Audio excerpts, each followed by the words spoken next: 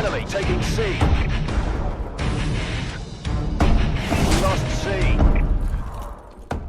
What's up, Thunderstruck Gaming? This is World of War, Black Ops Pro, and today I'm going to bring you guys a DNA bomb gameplay on the map Detroit. Now, before I get into the topic of today's commentary, which is why I think Call of Duty Advanced Warfare was a rushed game, even though they supposedly had 3 years to make it, I want to give Thunder a big thanks for taking the time to review my video and uploading it to his channel. Man, it's a really nice thing, what he does for us smaller YouTubers by having this secondary channel so we can maybe get some exposure. I really appreciate it, Thunder, so thanks a lot, man.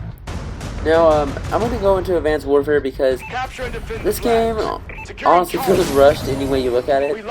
Now the developers claim they had 3 years to make it. Now I have a theory about why. Yes, it could have taken 3 years to make it. I mean, that could be a fact, but why it feels like it maybe only took about 1. Now before I go into my theory, I'm going to talk about why this game does feel rushed. So in this game, like the base game, I'm not really going to go into the DLC too much.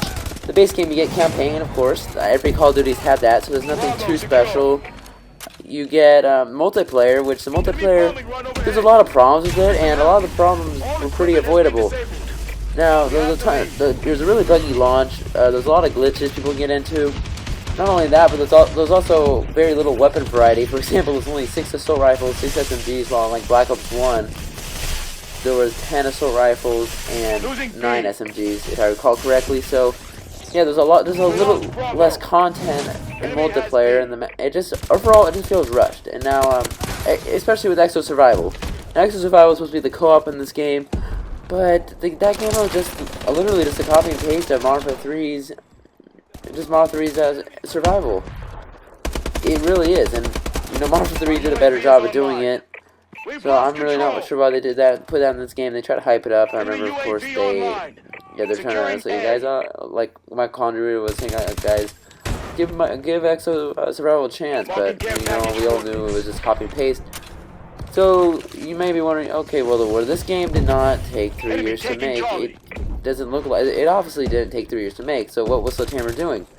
Now that's what I'm going to get into today because you know, this game probably did take 3 years to make. I don't see like why they would like put one into the game and then just take the rest of the 2 off. That doesn't make sense to me.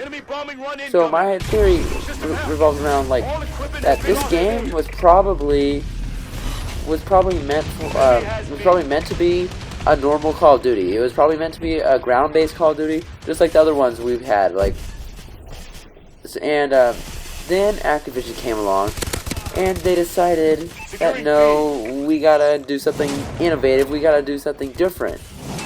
Because if you guys remember, last year Titanfall came out, and now Titanfall was hyped up. I mean, it was hyped up way too much. I mean, the game, it's pretty much dead on YouTube. I mean, it wasn't a bad game. I haven't played it at all, but it's not a bad game. But the reason why it's kind of dead on YouTube is because of lack of content, which is similar to Advanced Warfare, how Advanced Warfare is kind of dying because of lack of content. But that's kind of getting off topic, so we're just going to stick to the Titanfall and how the Titanfall is related to Advanced Warfare. Now, Titanfall was really hyped up, and Activision was worried that, hey, maybe Titanfall might be the COD killer. And now, if you guys notice, the trend in video games in the past few years have been futuristic jetpacks, and, you know, Call of Duty Ghosts didn't sell that well, so Activision was probably like, okay, this ground-based Call of Duty thing has probably run its course, we better switch over to something innovative and different, because we've never seen anything like exo movements in Call of Duty before. So, at that point, like about Titanfall point, Call of Duty had already been in development for nearly 2 years by that point, or over 2 years. So, if Activision just told Sledgehammer, okay, you're going to have to make all these changes, change this, change that, change this, and put exosuits here, make the maps based around exosuits, and yeah, just pretty much make the whole game revolve around the exosuits, then that gives Sledgehammer Games very little time to develop said exo movements and all the stuff that's exo related. Now that would explain why this game also feels rushed, because I forgot to mention that this game was hacked before it even came out, and what the hackers discovered was that the coding was literally the exact same stuff from Black Ops 2 and Ghost. Now if they had really had 3 years to do that, why would they copy so much from other games? And not only the coding and the other mechanics, but it's also the PIC-13 system. I mean, that's an obvious copy-paste of the PIC-10 system. And they did very little to innovate on that, unfortunately. I mean, they could have done a lot more with that, but, you know, the PIC-10 system wasn't terrible, but, I mean, it wasn't my favorite. I prefer Creative Class 2.0, but, yeah, so they copied that, and they also copied a lot of Call of Duty Ghost guns, like they put the ARX in here, they had the PDW in here, and they put the Lynx in here. I think there's probably some other, oh yeah, the Bulldog. So, in the melee, I mean, you know, you got a lot of returning guns. I mean, it's not necessarily a bad thing, but you can just tell that they probably put those in there just to kind of copy the model, just to copy the gun models, and they also copied like stuff like reload animations, like the MP11 has the exact same reload animation as the what do you call it? It's that Uzi gun, that light gun from Ghost. I forgot what it was called. Oh yeah, the CBJ MS. So they cut corners pretty much throughout this whole game, and now, yeah, this game sort of did redeem itself with Exo Zombies, but that's not part of the base game, and the base game is honestly what I'm going into right now, and you know, it feels rushed, and it feels like Sledgehammer cut a ton of corners, even though they probably shouldn't have, because 3 years is the most time that any developer has ever been given to make a Call of Duty game. And now let's go to the other Call of Duty games, like the older Call of Duty games from the past, like in Black Ops 1. You would get a campaign, of course, just like in Advanced Warfare. You would get a multiplayer that had it was much more balanced and not as buggy, and also had much more content in Advanced Warfare. You would get Zombies, which came on the disc. You didn't have to pay for it or anything. I mean, guys, the older Call of Duties, they had less time to make the game, and they came out with more stuff. Like even COD Ghosts, like you got multiplayer, you got campaign, you got squads, which was sort of like extra survival, I guess. But they also had Extinction, which is similar to a zombies mode. I mean, they're definitely not as good as zombies, but as you can see, all the other developers, you know, managed to make games that felt more complete within a shorter amount of time. So that's really why I think that Activision told Sledgehammer to just drop what they're doing and just kind of follow the exosuit trend, and that's kind of what doomed Advanced Warfare, because I don't think exosuits really have any place in COD. Because I just think that's probably why part of the reason Advanced Warfare sales kind of slipped. They only sold maybe like around 5 million copies, and they don't even show the player count. It's probably because the exosuits like kind of turned a lot of people off the franchise. And it's unfortunate. I mean, I felt this game probably could have been better if it was ground-based, like old other games. Like Black Ops 1, if they just followed the Black Ops 1 formula, I think this game would be much better. So, yeah, I just really think that Activision forced Sledgehammer to drop what they're doing and, you know, follow the trend and kind of go with the flow in terms of video games. But the problem was Call of Duty does not specialize in futuristic exosuits, so that didn't work out too well. Now did it?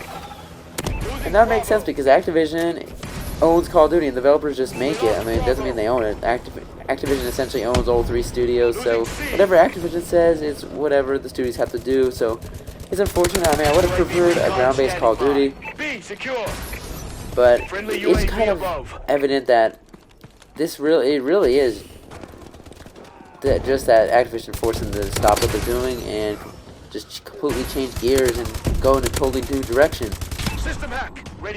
Now, there's plenty of evidence for this because, you know, guys, I don't think it's pure laziness that made Sledgehammer do this, because, you know, if it was, they probably would have just, you know, kind of did what every other COD developer does, put that much amount of content out. But it looks like this game was made about a year, which makes sense because Titanfall came out about a year ago.